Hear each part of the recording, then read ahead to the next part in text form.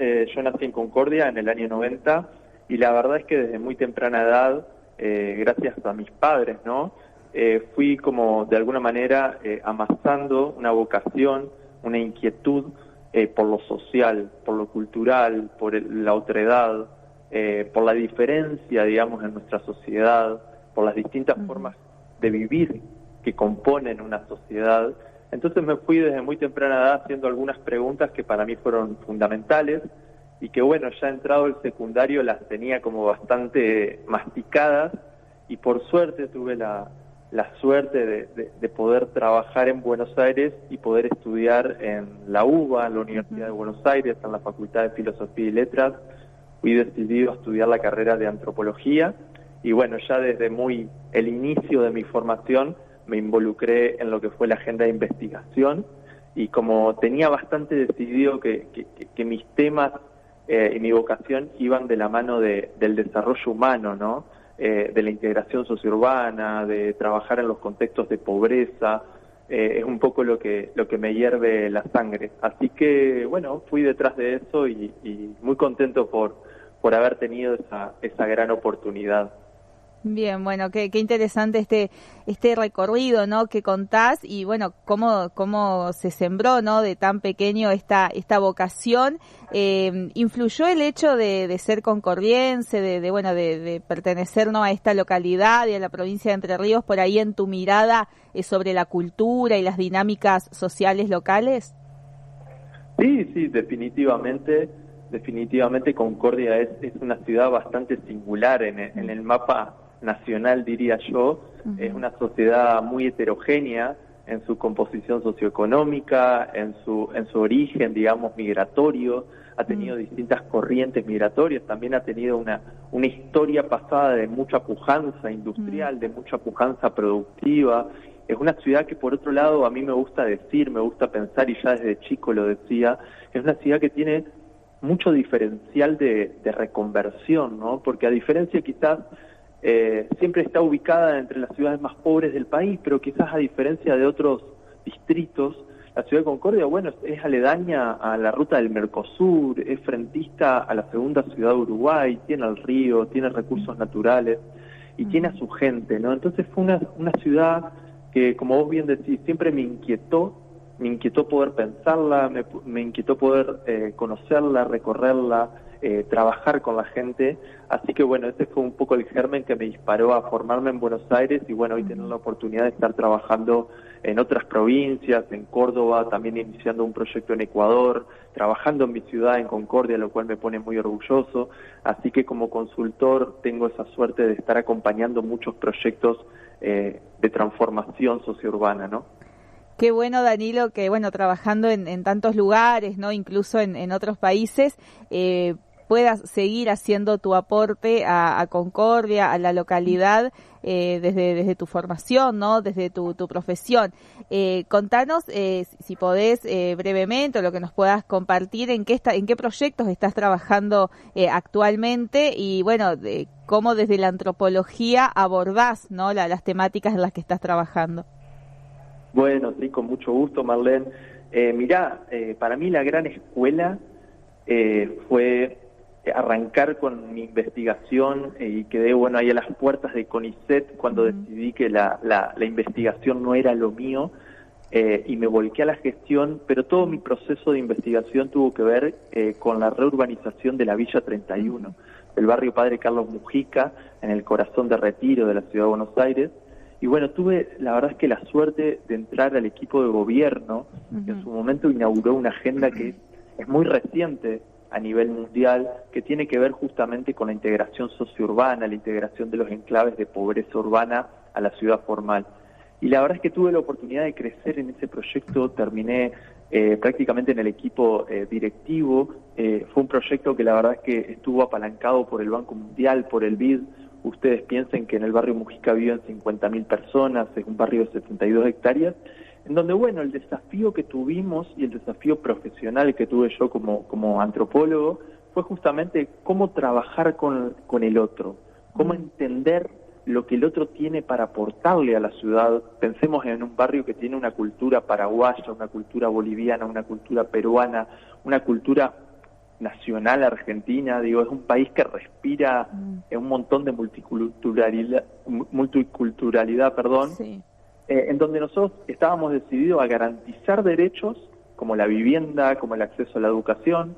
Por eso hicimos 1.500 viviendas nuevas, por eso mejoramos un parque de 2.500 viviendas existentes. Por eso tomamos la decisión muy agresiva de llevar el Ministerio de Educación de la Ciudad de Buenos Aires adentro del barrio, de instalar 50 empresas. Pero sobre todo las cosas, a lo que a nosotros nos interesaba, yo digo, es una perspectiva muy antropológica, que es entender lo que esos vecinos tienen para aportarle a la ciudad. Y así fue que se empezaron a abrir corredores gastronómicos, se empezaron a abrir ferias de intercambio, el barrio empezó a reciclar, y la verdad que fue una experiencia en donde no fue un gobierno dándole cosas a la gente, sino retroalimentando una participación que sin lugar a dudas fue muy beneficiosa para toda la ciudad de Buenos Aires y que por suerte pudimos replicar en otros barrios más. Y bueno, de esa escuela yo tuve la suerte ya hace 2 años de poder aportar durante 8 años al proyecto, y a partir de ahí la suerte de ser llamado de alguna manera para acompañar procesos similares en otras ciudades del país, en mi ciudad de Concordia, en otras ciudades de América Latina, y un poco con la misma perspectiva, ¿no? De trabajar con la población para justamente su desarrollo, ¿no?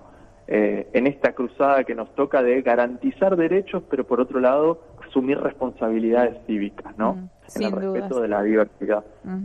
Danilo, sabes que me resulta muy interesante lo que estás compartiendo, porque en general la urbanización, puedo estar equivocada, pero bueno, uno por ahí lo que lee o lo que suele ver, la urbanización suele abordarse más desde la ingeniería o desde la arquitectura, pero bueno, vos venís de las ciencias sociales, ¿no? Y esto que estás contando, que decís, bueno, entender lo que los vecinos tienen para aportar. Esa es una mirada sin dudas social, antropológica. Entonces, la pregunta es concretamente, ¿qué aporta la antropología, ¿no?, a estos procesos urbanos que estás compartiendo? Mira, es muy interesante lo que vos decís, porque justamente fue algo que se aprendió hace muy poco tiempo. Ustedes habrán visto que durante años en la Argentina se desperdigaron, en Argentina, pero también en Perú, en Brasil, se desperdigaron proyectos 100% técnicos encabezados por disciplinas duras que decían, bueno, vamos a construir vivienda, vamos a hacer cloaca, vamos a hacer asfalto. Pero creo que las disciplinas como la antropología tienen mucho que decir en esos contextos, porque justamente la clave está en que trabajar con la población lo que da es un sentido de apropiación y de sostenibilidad de los proyectos que se ejecutan. No es lo mismo caer en un contexto diferente, en un barrio con una idiosincrasia. Por ejemplo, el barrio Mujica tiene 90 años de historia, ¿no? Entonces, caer en esos contextos con un plan de desarrollo, con viviendas modelo, y la verdad es que puede fracasar, como ha fracasado un montón de proyectos que no han tenido en cuenta la mirada de quienes habitan esos contextos. Entonces, la verdad es que, como nosotros decimos, la verdad es que por suerte en este tipo de proyectos se adoptó a la participación comunitaria como una condición de posibilidad. Y ahí la antropología, la sociología, la economía política también tiene mucho para decir, mucho para trabajar en favor de garantizar justamente la apropiación, la identidad y la sostenibilidad de los proyectos. Y que en este camino, por lo que contás, entiendo que es fundamental el trabajo articulado, ¿no?, entre el sector público y privado.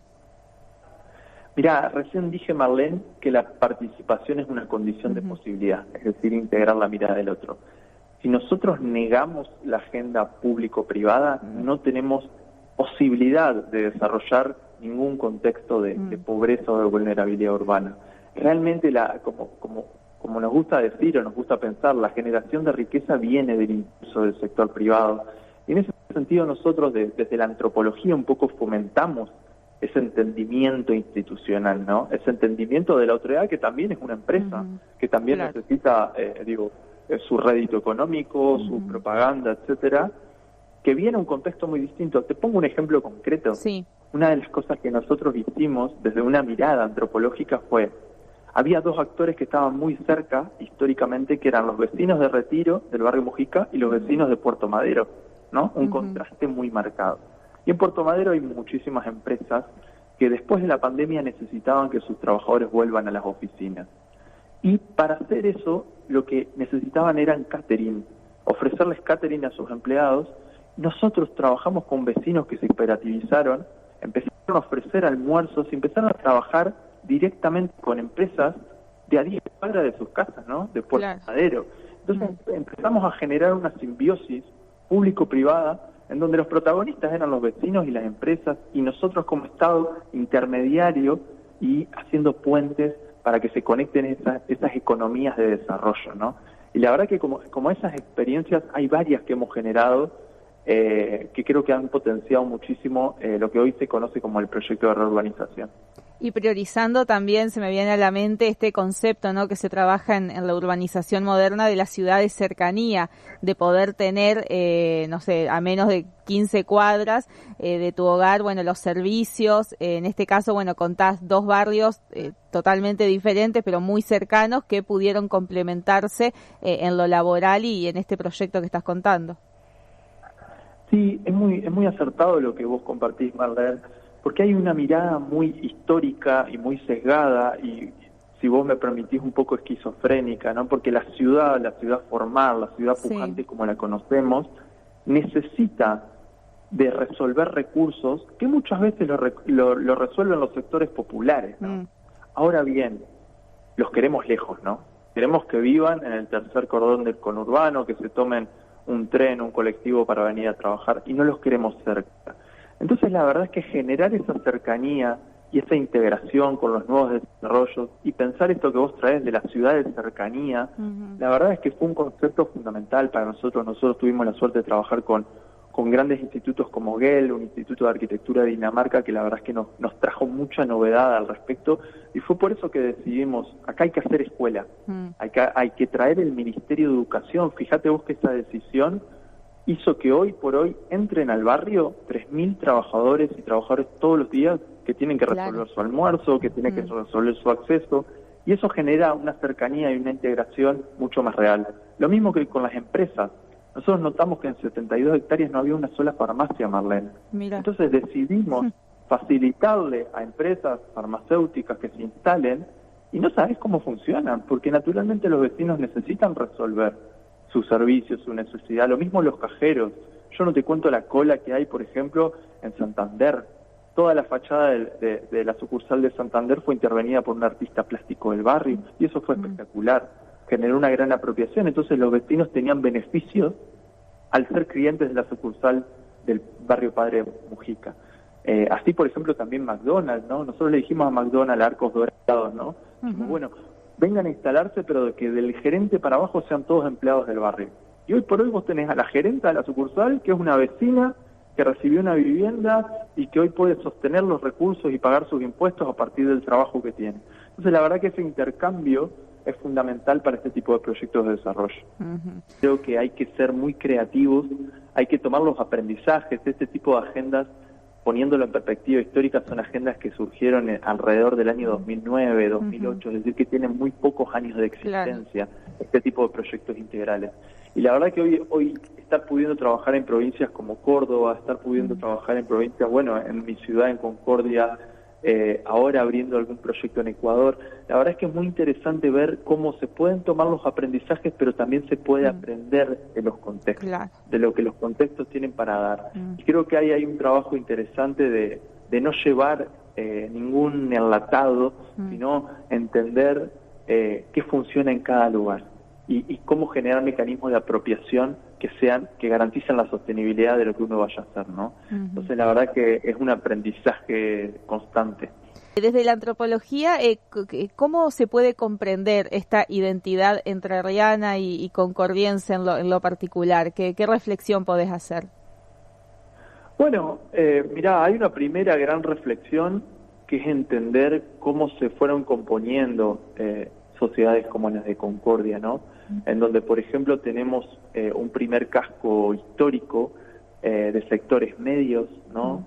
Algunos medios altos, que tienen como un arraigo muy claro con la ciudad y con la urbanidad, y cómo ese casco histórico se fue desagregando en otros cordones urbanos que de alguna manera se fueron alojando de forma no planificada con poblaciones, por ejemplo, que vienen a trabajar de la cosecha, que vienen a trabajar en oficios temporales, que vienen y se quedan sin tener resuelto un asiento en la ciudad, porque la verdad es que hay una dislocación entre lo que es el parque habitacional de alquileres y lo que es la necesidad real del asentamiento de las personas. Entonces creo que parte del compromiso de la mirada antropológica tiene que poder arrojar luz sobre toda la heterogeneidad que compone las concordias, ¿no? Las concordias en plural. Muchas veces singularizamos las ciudades como Paraná, como Chajarí, como Gualeguaychú, y nos perdemos de vista de, bueno, cómo se compone esto, ¿no? Cómo se compone históricamente, demográficamente, cómo se compone socioeconómicamente, y la verdad que encontramos un montón de escenarios distintos. Yo te podría decir, por ejemplo, en concreto en la ciudad de Concordia no es lo mismo la zona sur, que tiene una trayectoria de intervenciones, de políticas de asistencia social y de mucha organización comunitaria, distinto a lo que es la zona norte. Entonces, pensar una misma política para dos lugares que son totalmente distintos va camino al fracaso, ¿no? Entonces creo que el compromiso de la antropología como disciplina es arrojar luz a entender, a comprender, a interpretar la heterogeneidad para hacer mucho más efectivos los proyectos de gestión que se quieran ejecutar.